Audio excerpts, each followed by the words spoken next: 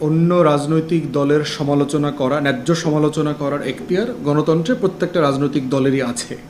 But at the same time আমরা চাই যে রাজনীতিতে সহনশীলতা, সম্মান, মর্যাদা, মূল্যবোধ এই প্রত্যেকটা জিনিসের জায়গা যেন থাকে।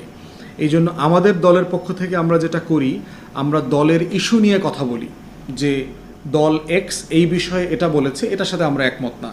তো সেক্ষেত্রে আমরা বোধ করছি যে দল আকারে বিএনপির সমালোচনাটা মানে বেশি ন্যায্য। ব্যক্তি লেভেলে মানে সমালোচনা করলে যেটা হবে, মানে সম্পর্কটা বেশি তিতা হয়ে যাবে এবং রাজনৈতিক সম্মানের ভিতরে যে সম্পর্কটা থাকা সেটা নষ্ট হয়ে যাবে। বিএনপির সমালোচনা আমরাও করি, যেখানে ন্যায্য মানে প্রশংসা করবার দাবিদার তারা কাজ করেছে সেটা আমরা প্রশংসা করব। বিএনপি যেখানে পলিসি লেভেলে ভুল করছে, ফাউল কাজ করছে, সেটারও সমালোচনা আমরা করছি। রিসেন্টলি চাঁদাবাজির যে ঘটনাগুলো ঘটেছে, আমরা নাগরিক সমাজ, আমরা রাজনৈতিক দল সবাই এটার প্রতিবাদ করেছি এবং বিএনপি নিজেও এটার প্রতিবাদ করেছে।